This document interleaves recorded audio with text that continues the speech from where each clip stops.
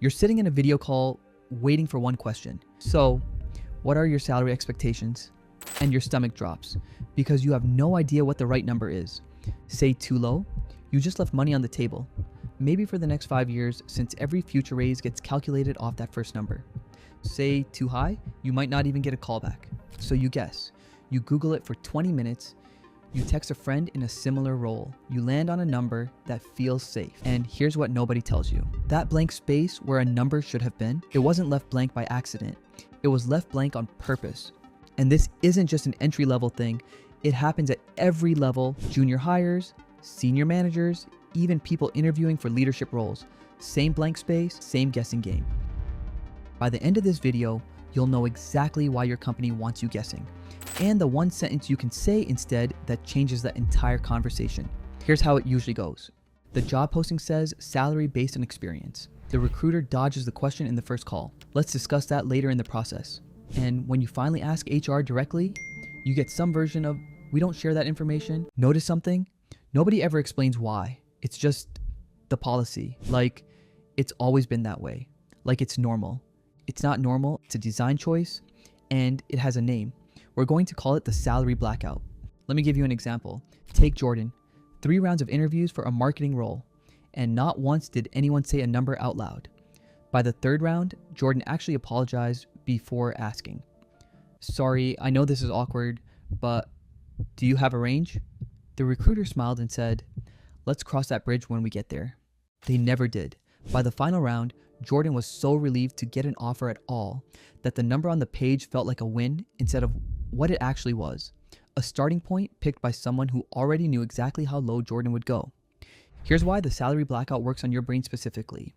Psychologists call it anchoring, but you don't need the term, you just need the picture. Imagine you walk into a car dealership and there's no price sticker on any car. You'd have to guess a starting point before you even negotiate.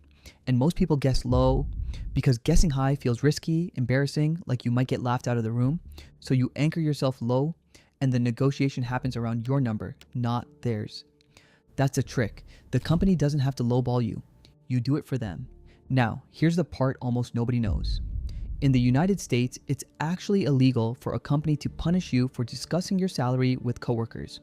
It's called the National Labor Relations Act from 1935.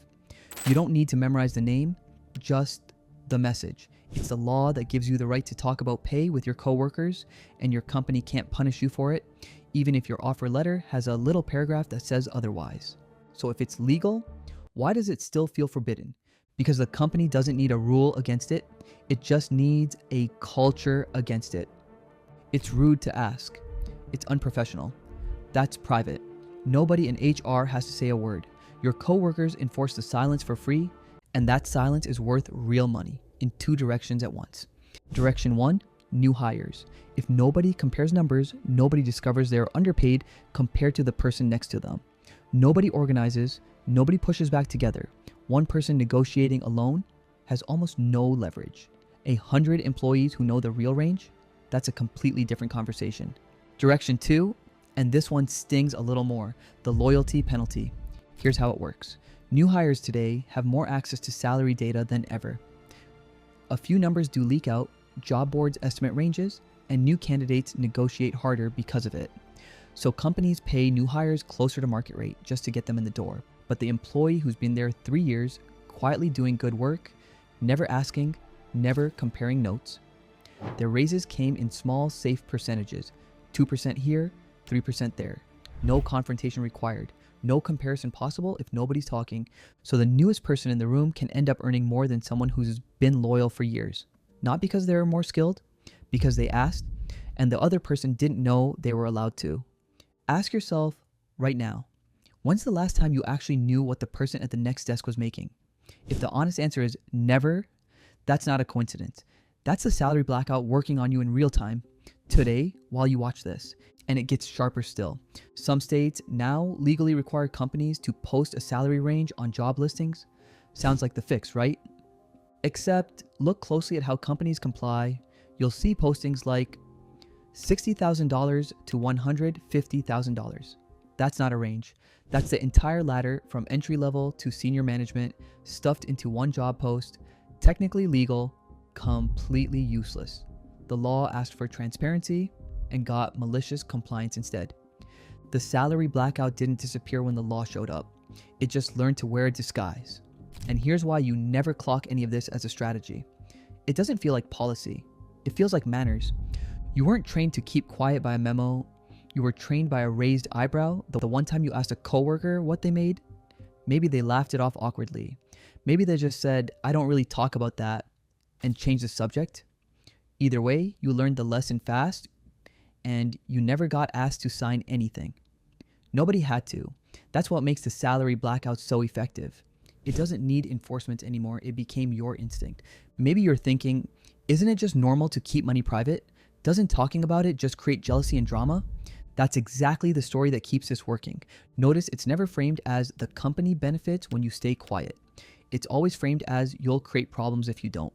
The company doesn't need you to believe a lie. It just needs you to never ask the question in the first place. Remember that blank space from the beginning of this video? It's not laziness. It's not an oversight. It's the plan working exactly as intended. So what do you actually do with this? 3 things, and none of them require a confrontation. The first thing to do: get the number before the conversation, not during it. Real salary data exists for free on sites built exactly for this, using numbers reported by actual employees in your role and your city. Walking in already holding a number means you're never guessing live, under pressure, with someone watching your face for a reaction. The second thing you can do: never say, "I was hoping for around." That phrase hands them your anchor, and it's already low because you picked it out of fear. Replace it with data instead. Say, "Based on market data for this role in this area, the range is X to Y." That single sentence moves the entire negotiation from your feelings to a fact nobody put on the table. It's a lot harder to argue with a number backed by data than a number backed by hope.